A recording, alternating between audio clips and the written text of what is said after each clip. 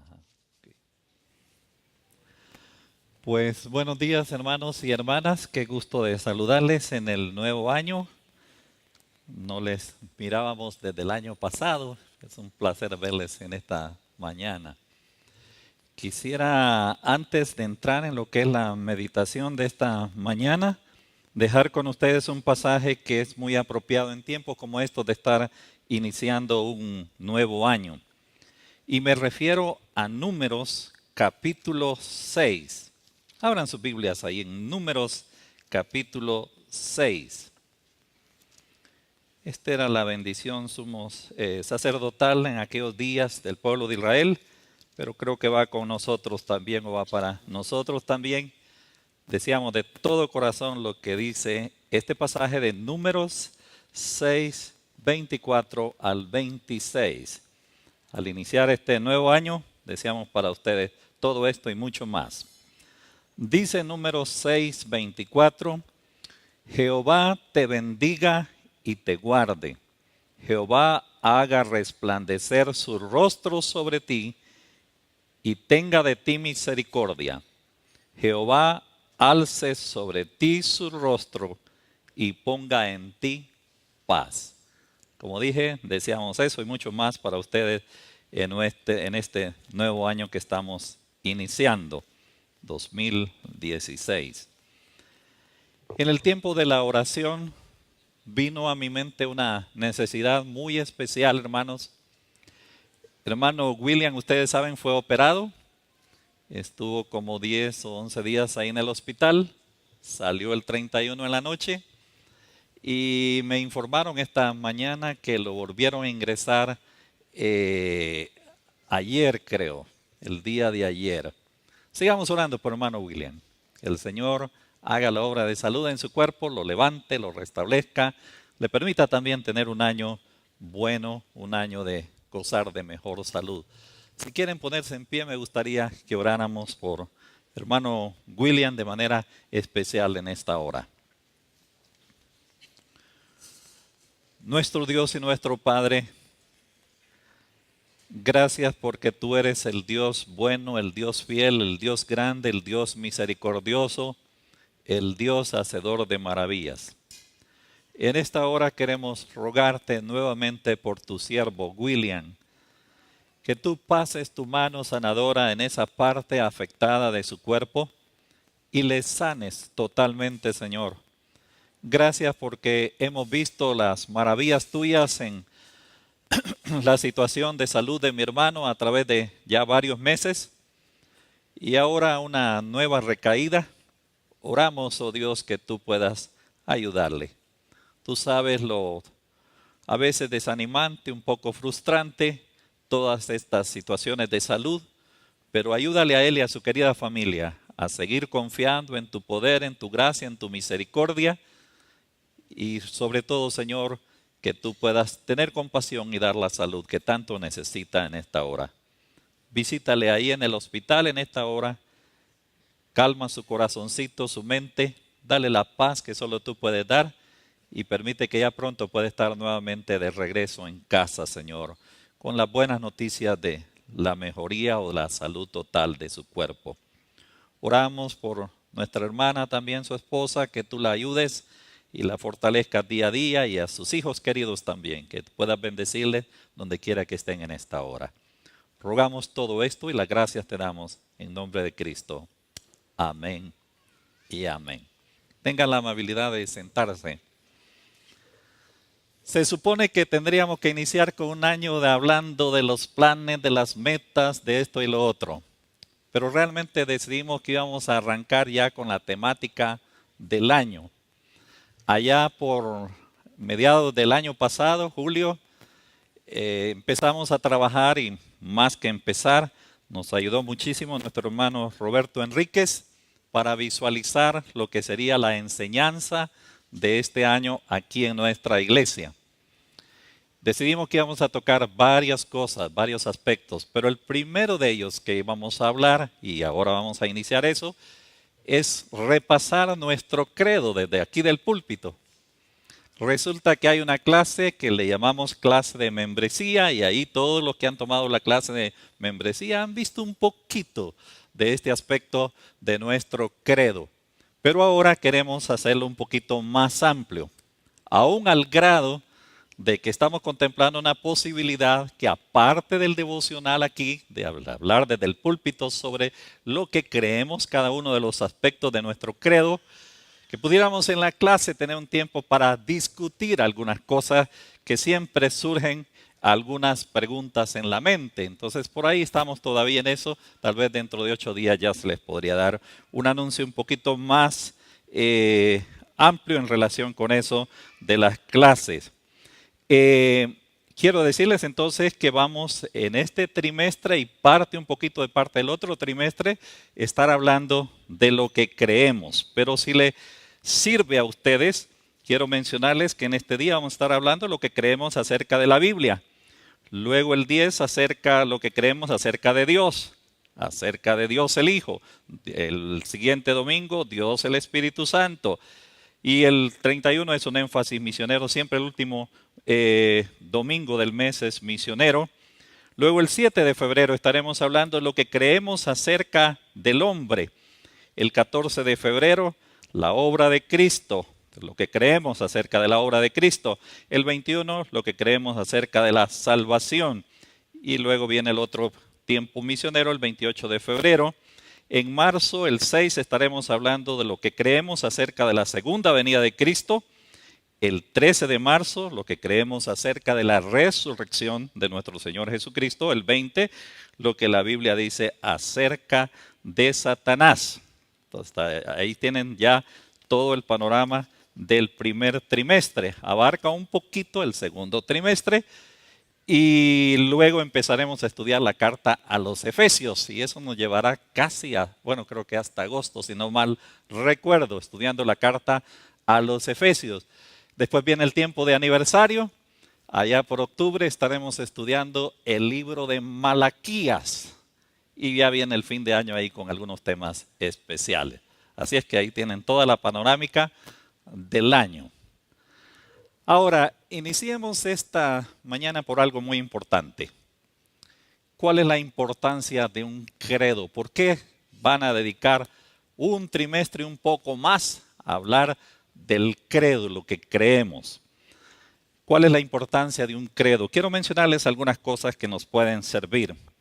El apóstol Pablo, escribiendo a Timoteo en 1 Timoteo 4:16, dice estas palabras, y por ahí voy a comenzar hablando un poquito de esto, de la importancia de nuestro credo, de lo que creemos.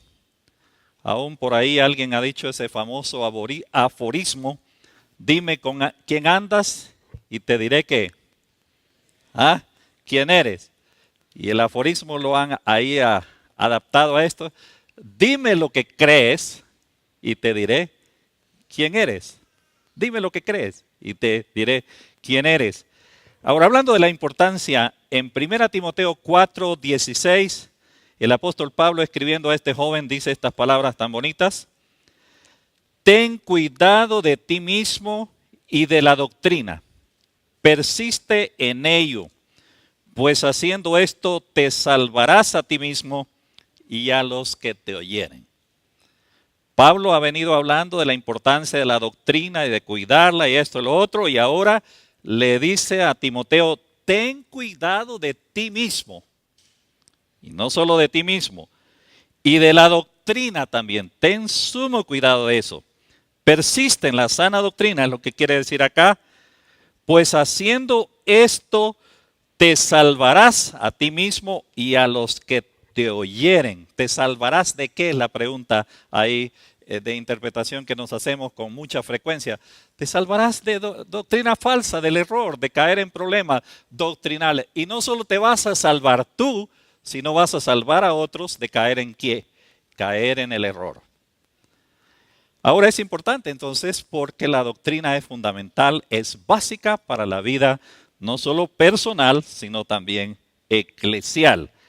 Otra cosa, ¿por qué es importante? Y quiero mencionar varias cosas. Vivimos en un mundo donde lo que prevalece es el relativismo. Dicen ahí en la calle hoy día, todo es ¿qué? Relativo. Usted dice, para mí la Biblia es palabra inspirada de Dios. Bueno, esa es tu verdad. Y qué bueno que eso es tu verdad. Pero la mía es otra. Porque en la vida todo es ¿qué? ¿Ah? Relativo. Hermanos, hoy, ahora más que nunca, es cuando tenemos que afirmar más y más nuestras convicciones en cuanto a lo que realmente creemos. Porque vivimos un mundo donde no tiene un fundamento sólido sobre estas cosas. Ahora, una cosa más, un credo se constituye en un muro de contención contra las falsas doctrinas. Estamos amenazados por todos lados. Las falsas doctrinas merodean por todos lados ahí. Si usted no está seguro en lo que cree, fácilmente lo puede llevar, como dice la Biblia, cualquier viento de ¿qué? De doctrina. Y las doctrinas hoy día abundan, la falsa doctrina hoy día. Tenemos que afirmarnos en la sana doctrina. Una cosa más, una declaración de fe nos identifica, dice quiénes somos. Y no solo dice quiénes somos, sino que también dice lo que creemos, obviamente. ¿Quiénes somos como iglesia IBEC? ¿Quiénes somos como Iglesia Bíblica del Camino? El distintivo a través de estos largos, ya casi van a ser 27 años ahora, es que es una iglesia apegada a la santa palabra de Dios, una iglesia bíblica, una iglesia que ama la palabra, una iglesia que proclama esa palabra. Entonces nos identifica. Yo les voy a decir una cosa aquí entre nos. Mucha gente viene a esta iglesia por eso, por su doctrina. ¿Ya? Por eso están aquí ustedes, por eso estoy aquí yo. Si me hubieran invitado a una iglesia que no tiene un fundamento doctrinal estable, firme, basado en la palabra de Dios, pues no estaría sencillamente aquí. Podría estar en cualquier otro lugar. ¿Por qué es importante un credo? Un credo también sirve para unir a una iglesia, sirve como un vínculo para unir a una iglesia, y en este caso nosotros que somos una iglesia local. Un credo además ofrece un resumen de lo que la fe que se profesa. Miren que en un trimestre ustedes tendrán un resumen de lo que realmente en parte es la doctrina bíblica. Y es importante entrarle a este tema. Y una cosa más, destaca para un grupo, hablando de la importancia, destaca lo que es importante para un grupo de creyentes. Usted pregunte allá afuera, ¿qué es lo que ustedes creen? Ay, yo ni sé lo que creo. Ando más perdido que una cabra en una zarzal. Ay. Pero ojalá que usted y yo, este servidor, ¿y ustedes qué es lo que creen? A propósito, y si les preguntaran esta misma tarde, ahí en una de las visitas familiares, ¿y ustedes qué es lo que creen? ¿Qué responderían? Ojalá tengamos una respuesta firme, una buena respuesta. Pues creemos ahí en esto. No. De aquí en adelante esperamos que usted tenga a flor de labio, como dice el famoso dicho, ¿cuál es realmente nuestra creencia? Hablando ya de la importancia, habiendo hablado ya de la importancia, entremos en materia. Vamos a ver hoy nuestro primer enunciado. Y a propósito, cuando estamos hablando aquí de nuestro credo, es lo que sirvió como fundamento para esta iglesia cuando se estableció hace casi 27 años. Tuvieron que escribir un credo. Tal vez tomaron ideas de varios. ¿Saben una cosa triste? Allá en Honduras, en la Asociación de Iglesias Evangélicas Centroamericanas, tuvimos que volver a este asunto del credo. ¿Saben por qué? Porque en la constitución de las iglesias centroamericanas, el grupo grande de iglesias, cuando hablaba del credo decía, creemos lo mismo que cree el Instituto Bíblico Centroamericano. Eso no decía nada para nadie, pues, porque que la gente no conocía qué era lo que creía el Instituto Bíblico Centroamericano. La iglesia allá como tal, como grupo de iglesia, tuvo que escribir su credo, claro que tomando ideas de aquí, tomando ideas de allá. Al fin ya pudimos tener nuestro credo y pudimos compartirlo también en aquella oportunidad. Vamos a hablar de todos los enunciados. A propósito, ¿cuántos sabían o conocen el credo de la IBEC? ¿Cuántos lo conocen? Levanten la mano ahí, con toda sinceridad de corazón. No importa si no lo conoce. Ay, vaya, pues para eso que queremos repasarlo. ¿Cuántos lo conocen? Ah, muy bien. Y son los fundadores casi. ¿Ya? Quiere decir que al comienzo sí hubo énfasis en qué. ¿Ah? En ese asunto y después nos olvidamos de este asunto. Por eso estamos regresando a eso. Son varios enunciados. Hoy comenzamos con el primero. ¿Qué es lo que creemos acerca de la Biblia? ¿Qué es lo que creemos acerca de este libro precioso, de este libro de oro? ¿Qué es lo que creemos? Aún si tienen ahí el boletín, pueden leerlo en el boletín. Note lo que dice. Sería bueno, miren, aquí aparte de ser un devocional, va a ser casi convertirse como un tiempo de una clase en algunos momentos. Y sería bueno si repetimos todos.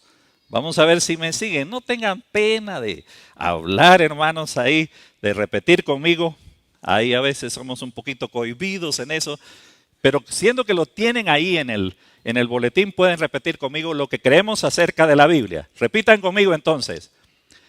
Creemos que las escrituras del Antiguo y Nuevo Testamento son la palabra del Dios vivo, plenaria y verbalmente inspiradas de Dios e inerrables en los escritos originales y que son autoridad suprema y final en toda cuestión de vida y fe. Y está la base bíblica sobre la cual se fundamenta ese primer enunciado. Ahora, si notan todavía en sus boletines, tres cosas resaltan ahí en nuestro primer enunciado. Número uno, que la Biblia es palabra de ¿qué? De Dios, inspirada plena y verbalmente por Él, que es inerrante y que es la autoridad suprema y final en todo asunto de fe y práctica en la vida del creyente. Si solo con eso se va, ya nos daremos por satisfechos aquí esta mañana. ¿Qué es lo que creemos? Que la Biblia es inspirada por Dios y que es sin error, pero sin error ¿en qué? Deben ya ir notando algunas cosas. En los manuscritos ¿qué? Originales. Y la tercera cosa, que es la autoridad suprema en todo ¿qué? Asunto de fe y de práctica. Y eso es lo que vamos a desarrollar ahora un poco. Dichosamente me tocó en un domingo donde hay un poco más de tiempo. Ahí puedo ir un poco despacio en esto acá. La primera cosa que hemos dicho es que la Biblia es inspirada por Dios. Ahora, les voy a compartir, les dije despacio, quiero ir con pie firme en algunas de estas cosas. Quiero leerles una de las muchas definiciones que hay de esto de la inspiración de las Escrituras. No sé si la tienen ahí, o no tengo el boletín ahorita aquí a mano. ¿Tienen la definición? Creo que no, ¿verdad? Ok, ¿está? Ok, quiero leerles entonces la definición de lo que hemos dicho ya primero, que es inspirada por Dios. ¿Qué es la inspiración?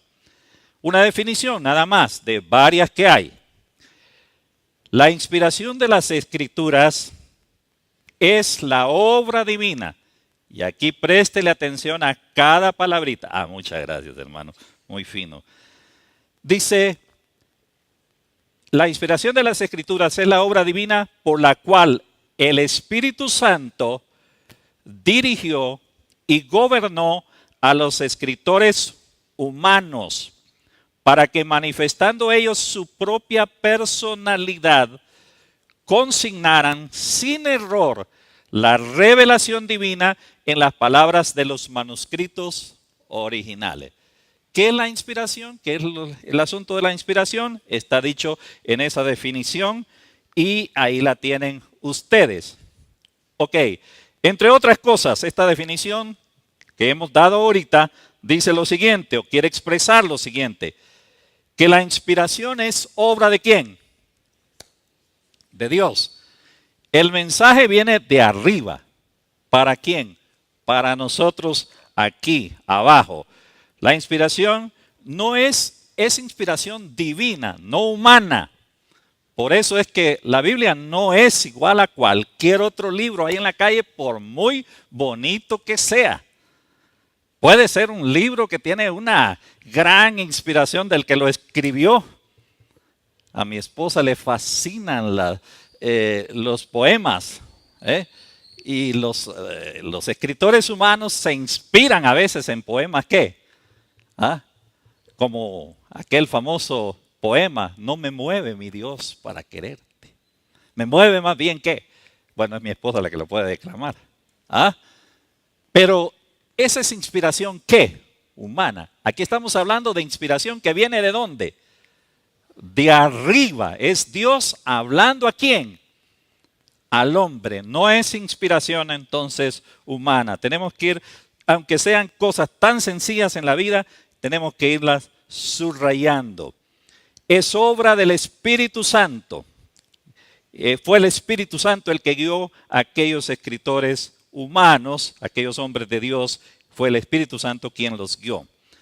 Ahora, si ustedes notan en la definición, porque me tienen que seguir un poquito ahí en eso del boletín, las notas pocas que tienen ustedes ahí en el boletín. La primera cosa es que la inspiración es obra de Dios. La segunda cosa es que nos habla un poquito a la definición del método de la inspiración. Y hablando del método, se sobreentiende que ese método no es mecánico, porque aquí vienen otras cosas también. Algunos tienen la idea como que si Dios le agarró la manito le agarró la mano a Moisés, escriba aquí, vamos, cuidado se sale del renglón. No es eso. O que agarró la mano de Pablo, vamos, escriba Pablo aquí, que esto y que lo otro. Cuidado, ya se salió. No. No es esa la idea. No es mecánico el asunto. Y entonces, ¿qué es? El apóstol Pedro dice en 1 de Pedro 1:21, y leamos ese pasaje porque estos son los pasajes que nos van a ayudar a seguir afirmando estas cosas. 1 de Pedro capítulo 1 verso 21, note lo que dice, segunda carta a Pedro, perdón, primera equivocación del año 2016, de mi vida. Segunda Pedro 1:21. Note lo que dice segunda de Pedro 1:21. Porque nunca la profecía fue traída, y noten otra vez lo que dice, por voluntad humana, sino que los santos hombres de Dios hablaron siendo inspirados por el Espíritu Santo, llevados, guiados sí, por el Espíritu Santo, a registrar, eso sí, sin error, lo que Dios quería darle al hombre a través de la revelación bíblica en este caso. Entonces, lo que enseña este versículo aquí es que los escritores humanos, los hombres santos de lo que habla aquí, ellos hicieron uso de su personalidad. Dios no anuló su personalidad. Es interesante cuando uno lee a Lucas, uno sabe que está leyendo a un médico. Solo un médico da ciertas terminologías médicas y da ciertas cosas que solo él entendía como médico. Dios le da la revelación, él expresa su personalidad. Por ejemplo, en el Antiguo Testamento hubieron hombres que no eran tan letrados que se diga, no eran ignorantes tampoco, pero eran hombres corrientes. Vaya el caso de Amós. Y Amós recibe palabra de Dios, la transmite al pueblo, hace uso de su personalidad y usa expresiones que solo Amós usa. Por ejemplo, hablando al pueblo de Israel, el pueblo de Israel es como torta volteada.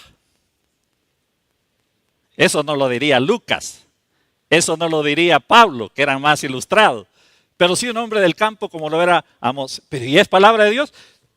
Está registrado. Dios guió a ese hombre a registrar lo que él quería que se registrara. No lo que Amós quería que se registrara, sino lo que Dios quería que se registrara. Israel es como una potría indómita. Otra vez eso no lo haría algunos de los escritores, por ejemplo, más ilustrados. Dios no anuló la personalidad de ellos. Ellos hicieron uso de lo que ellos eran, ¿ya? Pero Dios controló para que se registrara lo que se debía de registrar. Vamos bien hasta ahí. Esto es lo que habría que discutir en clase ya.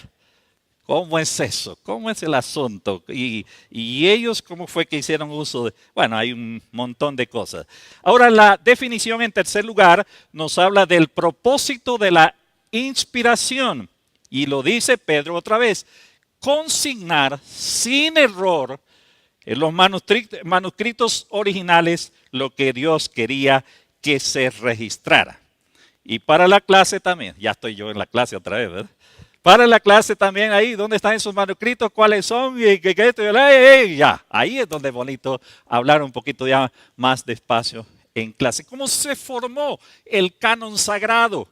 ¿Cómo es que se llegó a determinar esto, lo que dijo Amós es palabra de Dios, pero lo que dijo otro no? Esto, lo que dijo Pablo es palabra de Dios, pero lo que dijo otro no. ¿Cómo? ¿Cómo fue la conformación del canon sagrado? Es decir, de los libros que se registran como inspirados por Dios. Repito, eso habría que discutirlo un poco más ahí a profundidad. Ahora, entonces vamos al siguiente punto. Fíjense bien, si es inspirado por Dios, si Dios fue el que guió a los escritores humanos en este caso, ¿ya? Si es inspirado por Dios, entonces es una Biblia que no estoy hablando de esta, porque aquí lo que tenemos en las manos son traducciones, ¿ya? Pero lo que tenemos en la Biblia es el registro fiel de lo que Dios quería que se registrara en los manuscritos, ¿qué?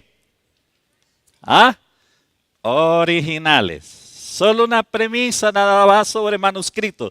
Saben que hasta hace pocos años lo que se tenían eran manuscritos más recientes, ¿ya? De las escrituras. Pero surgió algo inesperado en la historia.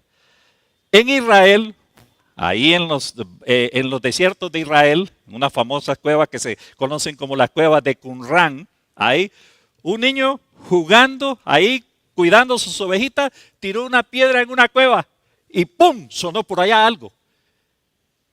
Y el niño entró. El niño entró a la cueva y lo que encontró fueron unos recipientes de barro con los manuscritos más antiguos que se tiene hasta el día de hoy. Eso hace solo unos años atrás, allá por 1900, si no mal recuerdo, ahí 47, 48, ahora no estoy del todo cierto, pero eso no hace demasiado tiempo. Ahora, ¿saben lo lindo que sucedió con eso? Los expertos en Biblia, en las traducciones y todo eso, ahora que tenían nuevos ahí documentos, fueron comparando y resulta que teníamos en cierto sentido una buena traducción de las Escrituras. Especialmente les voy a decir, y no me vayan a tirar piedras ahorita, especialmente en la Reina Valera. Me encantan todas las demás traducciones, pero sigo prefiriendo la Reina Valera. ¿Ya? Es una muy buena traducción. Si usted es católico, quiero decirles que una de las buenas traducciones católicas es la Nácar Colunga. No sé si han oído hablar de ella ustedes, pero para los católicos, esa es una de las mejores traducciones existentes también. Ok, pero repito, eso es para estar más despacio ahí con una tacita de café en una clase hablando de estos asuntos. Tenemos entonces una palabra que es ¿qué? Fiel. ¿Inspirada por quién? Ahora, cuando llegue el momento y podamos hablar un poquito más de estos asuntos, quiero decirles que nosotros decimos que es inspiración de Dios y todo eso, pero hay otros grupos que hablan de otras cosas en relación con esto de la inspiración. Por ejemplo, dicen, la Biblia es un libro inspirado de una forma natural, como se inspiró Shakespeare para escribir uno de sus libros. O se inspiró el fulano de tal y dio una obra fantástica al mundo. No, la Biblia viene ¿de dónde dijimos? De Dios, de arriba, no es inspiración humana, no es que tomando un cafecito ahí el fulano aquel, Lucas o quien fuera, entonces se inspiró para escribir algo. Fue guiado por Dios a registrar lo que quería que se registrara. Hay algunos que piensan en lo que se llama, en otros términos, una inspiración mística. ¿Qué quiere decir eso? De acuerdo a esta teoría, los escritores de la Biblia estaban llenos del Espíritu Santo, así como puede estarlo, fíjese bien, todos los creyentes en la actualidad. Ahora, les voy a leer otra vez esto, solo para que les caiga mal el almuerzo. ¡Ah, qué malo! Pero miren lo que dice, la inspiración mística, ¿qué es esto? Que de acuerdo a esta teoría, los escritores de la Biblia estaban llenos del Espíritu Santo, así como puede estarlo todos los creyentes de la actualidad. ¿Y recibir qué? ¿Ah? ¿Recibir qué? ¿Nueva qué? Nueva revelación de Dios. Mire que tiene sus implicaciones este asunto. Solo una declaración, y hay grupos que declaran eso, que fue como una inspiración mística, que aquellos hombres estaban tan cerca del Señor, estaban tan controlados por el Espíritu Santo que escribieron los libros que tenemos en la Biblia, pero igual cosa puede suceder hoy día, dicen pues, no lo decimos nosotros. Por eso es que hay muchos que tienen, aparte de la Biblia, ¿qué? ¿Otro qué? Otros libros que son tan importantes o más a veces que la Biblia misma. Bueno, podría seguirles hablando de eso, pero vamos a hablar ahora. Fíjense bien, les estaba mencionando hace un momento que creemos que la Biblia es inspirada de Dios. Y ya hemos dado definiciones. Pero algunos de ustedes en su mentecita se han estado preguntando, ¿hay pruebas de eso? ¿Hay pruebas de eso? ¿De que es inspirada por Dios? Bueno, ya leímos en Pedro, vamos a leer ahora en lo que dice el apóstol Pablo, en el pasaje que está citado ahí también en sus boletines. ¿Y qué dice Pablo? En 2 Timoteo 3, 16 y 17. Segunda carta a Timoteo 3, 16 y 17. Pasaje bien conocido, pero que vale la pena volverle a prestar atención. Note lo que dice. Segunda Timoteo 3, 16, que esto debemos de saberlo de memoria. 3, 16. Toda la escritura es inspirada por Dios. Fíjense bien. Ahora, présteme suma atención. Porque las preguntas que le van a hacer a usted esto es esta, mire. Dice, toda la escritura es inspirada por Dios. ¿Se refiere aquí tanto al Antiguo como al Nuevo Testamento? ¿Ah? Toda, qué bueno. Pero fíjense que aquí viene la contrapregunta. Cuando Pablo escribe, no tenía toda la escritura. ¿O la tenía toda? El Apocalipsis y otras cartas no se habían escrito. Entonces, ¿se refiere a toda o no? Ya los puse hasta en jaque, ¿verdad? Después de estarles diciendo que toda la es inspirada por Dios, esto y que lo otro. ¿Y ahora qué quedamos? ¿Ah? Ustedes siguen creyendo, sí, yo también, que toda la escritura, pero tienen que estar abiertos a ese puntito. que cuando Pablo lo dice no está refiriéndose necesariamente a toda la Biblia. Hoy nosotros lo entendemos así, toda la Biblia. Pero en su momento Pablo, él está hablando especialmente de lo que se conocía del Antiguo Testamento, porque no estaba el Nuevo Testamento. No sé si me refiero a eso, me entienden en eso. Pero miren lo que dice Pedro. Vamos a ver si puedo encontrar ese pasaje. Ese no lo tengo anotado aquí, pero note lo que dice.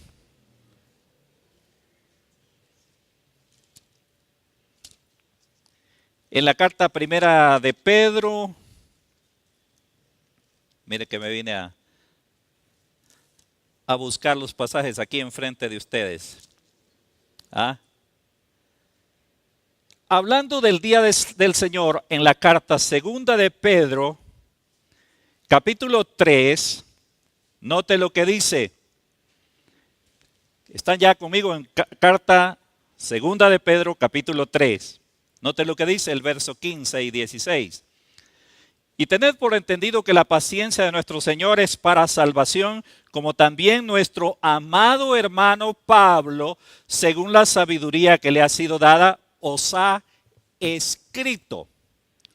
Casi en todas sus epístolas, hablando en ellas de estas cosas, entre las cuales hay algunas difíciles de entender, las cuales los indoctos e inconstantes tuercen, como también las otras escrituras para su propia ¿qué? ¿Quién está en cierto sentido? Nosotros vemos que Dios inspiró las escrituras, pero ¿quién está avalando en cierto sentido lo escrito por Pablo? Pedro. Ok, estamos hasta ahí. Tienen que ir bien despacio y claro, ojalá en su mentecita. Pedro en alguna forma está diciendo, el querido amado hermano Pablo escribió siendo ¿qué? Inspirado por Dios. Ahora, tendríamos que revisar ese asunto del canon porque también hubieron, y no lo vamos a hacer ahora, enormes discusiones, hermanos, en el primer siglo para definir, al fin y al cabo, cuáles libros son inspirados y cuáles no son inspirados. Porque no sé si lo sabían, pero si no sépanlo, circularon muchas más cartas que las que Pablo escribió entre los hermanos.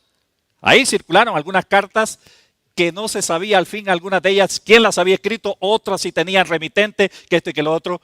Pero cuando se estableció el canon, se dijo, este es inspirado, y tuvieron ciertas reglas de medida ahí, ciertas normas para la aceptación del canon, tanto del Antiguo como del Nuevo Testamento.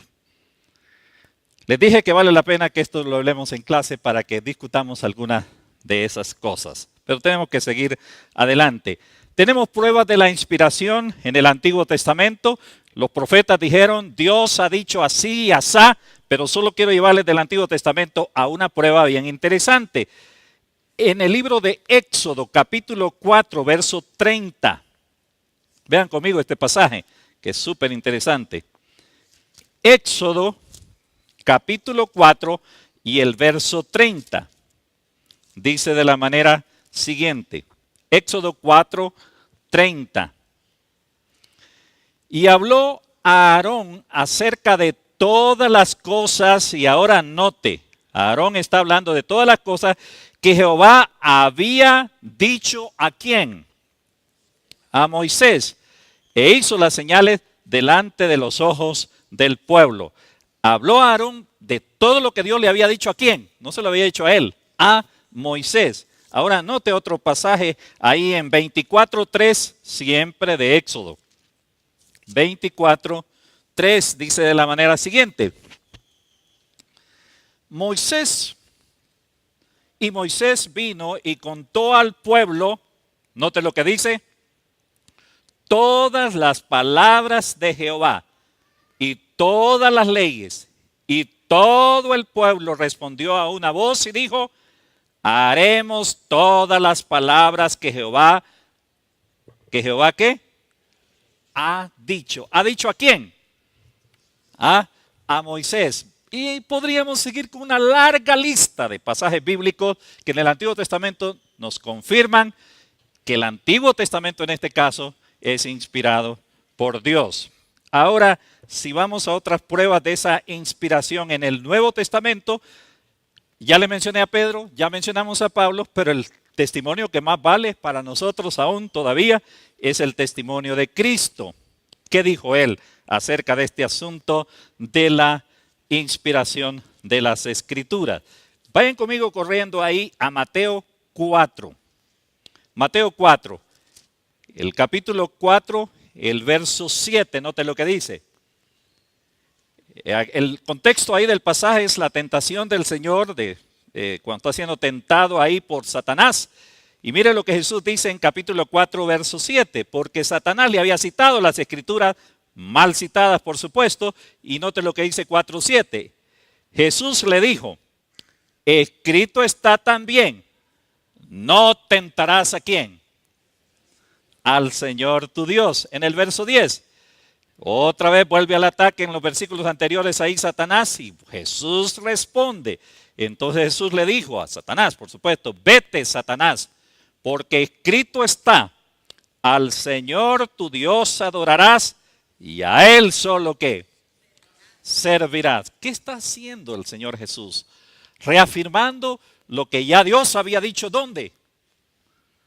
En el Antiguo Testamento. Y otra vez, la larga lista de versículos, que no hay tiempo acá para mencionarla, podríamos tenerla ahí a la mano. Ahora, hablando del testimonio, regresando a esto del testimonio de Pablo y de Pedro, quiero llevarles nuevamente a 2 de Timoteo 3:16. Vamos a 2 Timoteo 3:16. Solo para que lo vean así ya un poquito más despacio. 2 Timoteo 3:16. Note lo que dice. Este pasaje que es el central para nosotros. 2 Timoteo 3:16 dice, toda la Escritura es inspirada por Dios y útil para enseñar, para redarguir, para corregir, para instruir en justicia, a fin de que el hombre de Dios, dice el 17, sea perfecto, enteramente preparado para toda buena obra. Solo quiero mostrarles algunas cosas todavía ahí en el pasaje. La primera de ellas, en el pasaje del apóstol Pablo, aquí es que nos vuelve a hablar o nos habla de la procedencia de la palabra. Toda la Escritura es inspirada por Dios. También nos habla del provecho que tiene la palabra. ¿Y qué dice acerca del provecho? Toda la Escritura es inspirada por Dios y útil ¿para qué? Para enseñar. ¿Para qué más dice el pasaje? Para redarguir, para corregir, para instruir en justicia. Y habla de el fin, el propósito de la palabra. Miren, ¿por qué Dios hace todo eso? Dice, a fin de que el hombre de Dios sea perfecto, enteramente preparado para toda buena obra. Entonces, aquí hay dos ideas básicas, principales. ¿De dónde viene la palabra y la utilidad que tiene esa palabra en la vida de un creyente? Ahora, yendo nuevamente a 1 de Pedro, solo para que subrayemos algunas cosas. La carta 2 de Pedro 1:21. Hablando de esto siempre, estamos hablando de la inspiración, no hemos salido de eso. Y en 2 de Pedro 1:21 va a subrayarnos Pedro ahora varias cosas que ojalá usted las subraye en su Biblia también. Porque nunca la profecía fue traída por voluntad ¿qué? Humana. Lo que va a subrayar Pedro ahora es que la Escritura es por iniciativa de Dios y de nadie más que de Dios. Ahora sigue diciendo que la profecía fue traída, nunca la profecía fue traída por voluntad humana, sino que los santos hombres de Dios hablaron siendo inspirados por el Espíritu Santo. Habla de los instrumentos que Dios utilizó, hombres santos que Dios guió para que se registrara ahí sin error.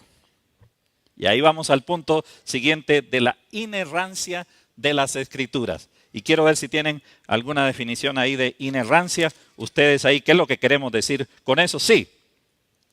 Pero se la voy a leer de aquí, de mis notas. ¿Qué es eso? Ya hemos pasado de la inspiración.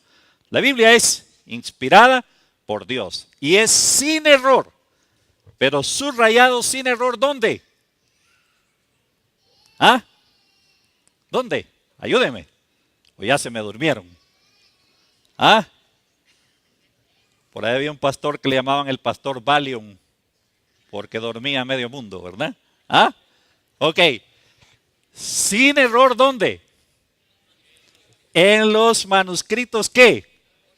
Originales. Usted va a encontrar ciertos errores, hasta gramaticales. Yo encontré el otro día uno de ellos en la Biblia, error gramatical. Usted puede encontrar algunos errores.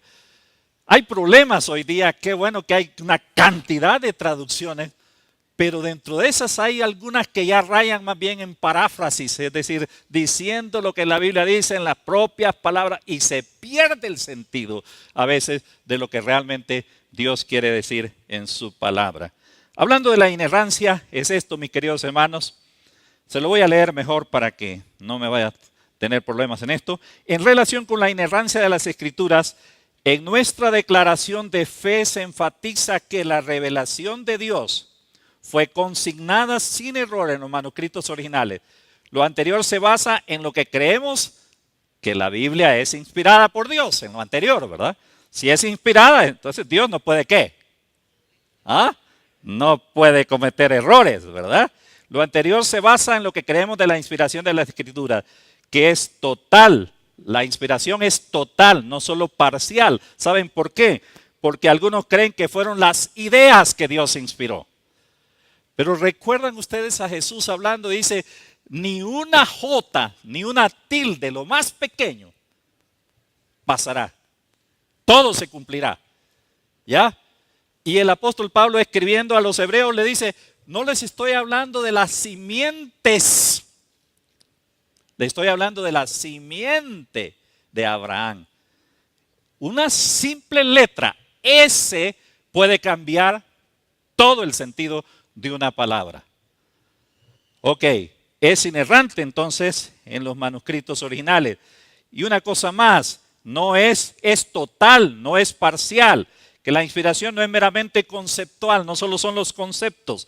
Con esto se quiere decir que va más allá de los conceptos, incluye la inspiración de cada letra de la Escritura, cada palabra, cada pensamiento de la Escritura. Ahora, vamos al final ya. No solo es inspirada, no solo es inerrante, sino que es la palabra final en todo asunto de ¿qué? Y hay que subrayar eso, de fe y de práctica. Entonces, aquí ya viene lo más serio. La última palabra, ¿quién la tiene? ¿Ah?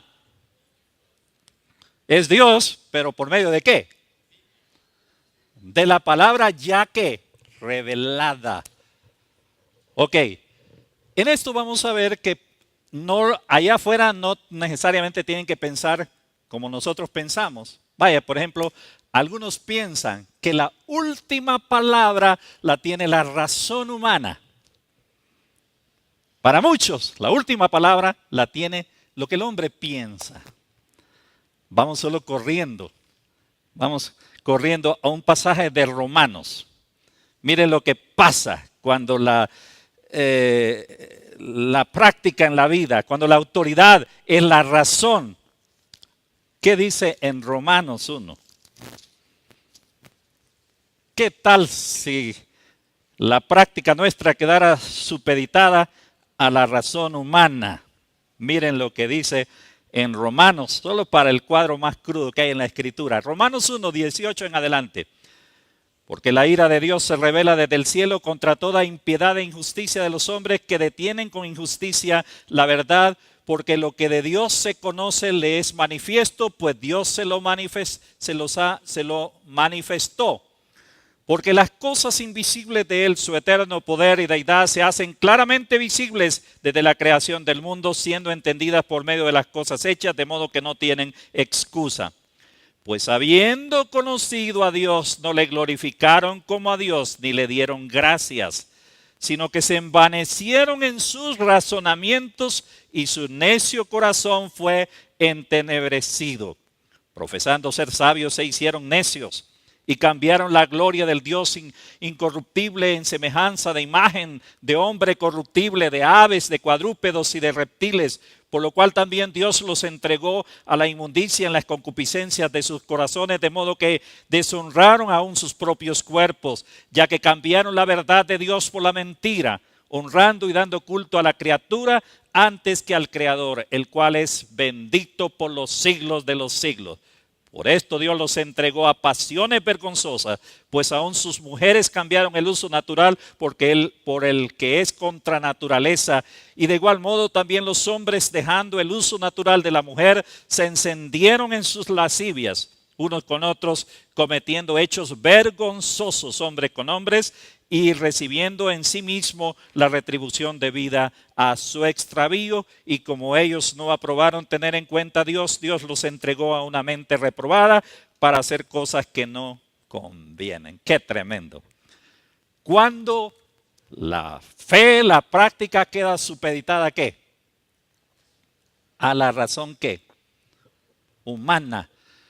Hoy da miedo, da escalofríos cuando uno ve programas en la televisión y ven como lo más normal del mundo. El otro día estaba viendo uno de esta señora Polo, ahí caso cerrado, ya que estaban con un problema ahí de que dos mujeres y un hombre estaban viviendo los tres juntos y los tres eran pareja y todo eso. Y un niño, ¿y qué se hace con el niño? Y entonces alguien quiso dar una opinión ahí del panel que ella utiliza y dice, no estoy de acuerdo con ella, con él, dijo la señora Polo, ¿verdad? Porque vivimos en un siglo muy diferente. En un siglo donde se permite ¿qué? De todo en este mundo. Ya, qué triste. Ojalá que la norma de fe para su vida sea ¿qué? Lo que la Biblia dice y no lo que el mundo dice allá afuera. ¿Es permitido el aborto? Pues en la sociedad sí. Pero ¿qué dice la Biblia sobre esas temáticas? Mejor ni hablemos ya de ello. Otra de las fuentes a veces que se convierte en la autoridad para las personas. La autoridad del corazón. Para estas personas tiene mucho más valor lo que el individuo siente o experimenta que lo que la Biblia ¿qué? Dice. Yo les he contado aquí el caso, se lo repito ahora, de una pobre hermana que visitándole ahí en el hospital, me dice, qué bueno que vino hermano pastor. Anoche soñé que la venida del Señor y me empezó a describir la venida del Señor. Y yo la escuché con mucha atención. Pero estaba diciendo unas cosas raras, estaba divariando un poquito de seguro, ¿verdad? Ahí la señora. Le digo, vamos a ver qué dice la Biblia acerca de la venida del Señor. Y empezamos a leer los pasajes. Fíjese que aquí como que no está de acuerdo con lo que usted me estaba diciendo hace un momento. Y la señora me dice, hermano, pero yo soñé. Y la quedo viendo serio. Entonces le dije, hermana, ¿con qué nos quedamos? ¿Con su sueño o con lo que la Biblia dice? Yo prefiero quedarme con ¿qué? Con lo que la Biblia dice. ¿Sabe por qué? Porque usted mañana come mucho o en la tarde come mucho y en la noche puede soñar otra cosa. Y entonces, ¿con cuál de los dos sueños nos vamos a quedar? Mejor prefiero quedarme con ¿qué? Pero para muchos hermanos hoy día, lo que vale es lo que dice su corazoncito. Es que mi corazoncito, cuidado con su corazoncito. Ese corazoncito es casi siempre inclinado al mal. ¿Ya? No se trata, miren hermanos, yo soy uno de los que he trabajado con eso, de las emociones de las personas. Ese era en parte mi trabajo. Pero yo les digo a las personas, tenga cuidado con sus emociones. Claro que tiene que aprender a manejarlas. Claro que tiene que darles el lugar que se merece en su vida. Pero me quedo todavía con ¿qué? La autoridad del corazón. Ay, es que el corazoncito me dice que esto y que lo... Su corazoncito la puede traicionar, lo puede traicionar. La autoridad, fíjense bien, de lo que se llama autoridad eclesiástica. Es decir, está bien lo que la Biblia dice, pero la última palabra la tiene ¿quién? ¿Ah? Lo dice, lo que dice la iglesia, y no vamos a mencionar acá para no meternos en rollos, ¿verdad? ¿Ah? Ya ustedes saben de dónde viene eso. Pero no es la iglesia. A propósito, ni siquiera lo que dice IBEC, eso es. No es lo que dice IBEC, es lo que la Biblia, ¿qué? Dice. La autoridad de la conciencia. ¿Saben qué quiere decir eso? Ay, es que mi conciencia me dice que yo estoy bien con Dios. Pero su conciencia puede estar ¿qué? ¿Ah? ¿Saben que la Biblia habla que la conciencia se puede cauterizar? La conciencia nos puede engañar a nosotros. Sigo mejor todavía con la autoridad de ¿qué? De la palabra en todo asunto de fe y de ¿qué? Y de práctica. Aquí sí entramos en asuntos más que doctrinales en la vida. ¿Cuál va a ser la autoridad en su vida final? Ojalá que sea ¿qué? Y si la Biblia es la autoridad, entonces ¿qué implicaciones tiene para la vida? Tiene una infinidad de implicaciones. Y solo quisiera, el 31 les dejé una tarea, escribir su propio Salmo 23, porque estuvimos estudiando el Salmo 23. Ahora otra tarea. Todos me la tienen que entregar el próximo, no. El próximo domingo, pero les animo entre semana. Leer Salmo 119. Aquí tenemos a un hombre, por así decirlo, enamorado de la palabra. ¿Cómo se llamaba ese hombre? David. ¿Y qué dice acerca de la palabra? Pues búsquelo ahí. Solo le leo algunas de esas cositas que él dice. Que para él la palabra es guía y consejera, es luz, lámpara es a mis pies, ¿qué? Tu palabra y lumbrera mi camino, que la palabra enseña, que la palabra ilumina y hace sabio, que la palabra preserva y libra del pecado, que la palabra ensancha el corazón, consuela y da vida, que la palabra da paz, que la palabra es pura, que la palabra es dulce, que la palabra es acrisolada, que es una palabra confiable, que es una palabra justa, maravillosa, que penetra hasta lo más profundo de nuestro ser, que es una palabra eterna.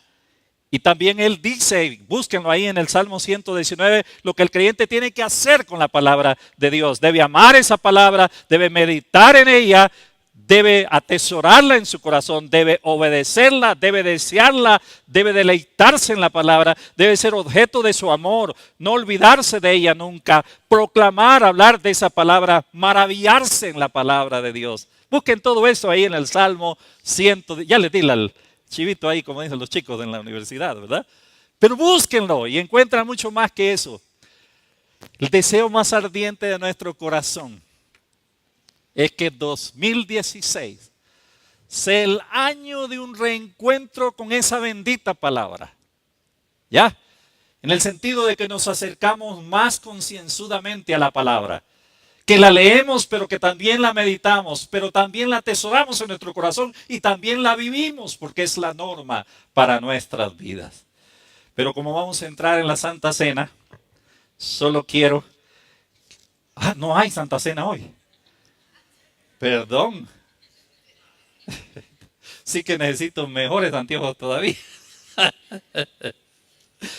Leamos Hebreos 4:16.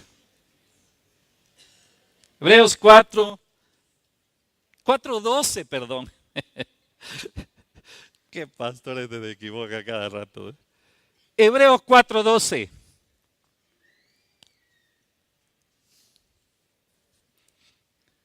¿Ya lo tienen? Miren lo que dice Hebreos 4:12. Dice, porque la palabra de Dios es viva y eficaz y más cortante que toda espada de dos filos y penetra hasta partir el alma y el espíritu, las coyunturas y los tuétanos, y discierne los pensamientos y las intenciones de qué. Miren, si usted lee y lee y lee y lee la Biblia y nada está pasando, usted es simple lector de la Biblia nada más. Porque la Biblia dice que ¿qué? Penetra. A propósito de esto, miren, como no hay Santa Cena, a propósito de esto, fíjense una cosa. Cuando un creyente anda mal con el Señor, lo primero que tira a un rincón allá, a un rincón, es ¿qué? ¿Saben por qué? ¿Saben por qué? Ay, ¿qué entra? Penetra. Pero usted y yo, ojalá nos expongamos a la palabra y ojalá hayan cambios en nuestras vidas. ¿Necesitamos cambiar algunas cositas en 2016? ¿Ah? Si a usted le ha gustado, ninguno de ustedes, ¿verdad? Pero si a alguno le ha gustado la mentirita, si está leyendo la palabra y sigue siendo un mentiroso, usted, como decía un hermano, es creyente tipo pato. ¿Saben qué es un creyente tipo pato? Los patos se meten en el agua, se sacuden, sequitos otra vez. Y uno puede sumergirse en la palabra, sacudírsela y seguir siendo ¿qué? El mismo en el 2016, 2017 y hasta que el Señor venga.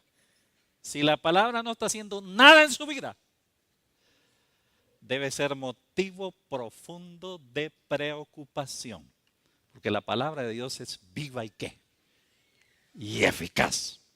Ya. Y cambia, transforma las vidas. Hace sabio. Si usted y yo seguimos con torpezas en la vida, pensando que hay Santa Cena y no hay, no. Entonces, la Biblia lo está haciendo. El efecto deseado en nuestras vidas. Que el Señor nos ayude. Y de veras hace un año, fíjense que hace mucho tiempo se hablaba que ojalá nosotros los creyentes fuéramos el pueblo del libro. ¿Qué quiere decir? El pueblo que ama esta palabra, pero que también la vive. Vivamos la palabra. Ahí por todos lados se nos desea que tengas un feliz año, un próspero año. Y otros mentirosos dicen, el Señor me dijo que este es el año en que vas a salir de tus deudas. ¿Qué? Puede ser que más nos hundimos en las deudas. Este es el año para buscar a Dios y buscarlo de corazón. Ya tienen su programa de lectura bíblica. Leyeron el 1, el 2 y el 3. Hoy es 3. ¿Leyeron la Biblia? Mis queridos hermanos, si no leemos la Biblia, estaremos expuestos a ¿qué? Hasta mucha confusión en nuestras vidas. Y a propósito, si usted no cree la Biblia, usted no la estudia, decía un escritor algo bien interesante, está expuesto a creer cualquier tontera en este mundo. ¿Ya? Por eso prefiero quedarme con ¿qué? La Biblia. En la toma de posesión del presidente de los Estados Unidos, tiene que poner su mano sobre la Biblia y jurar que va a ¿qué? A respetar ¿qué? La Constitución, esto y que lo otro, y así lo hacen varios países. Qué lindo fuera que ahora, en un acto simbólico, usted y yo pudiéramos poner, no es así como algo mágico, no, pero que esta es la palabra que va a dirigir mi vida en el 2016. Digan lo que digan afuera, ¿qué me importa? Yo sigo mejor dirigiendo mi vida, ¿por qué? Por esa bendita palabra. Pónganse de pie, vamos a orar.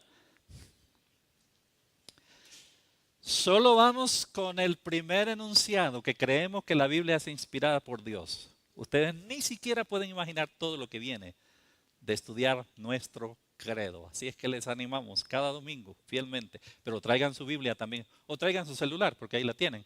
Ya, traigan su celular, lo que sea, pero que usted tiene la Biblia a la mano para que la estudiemos.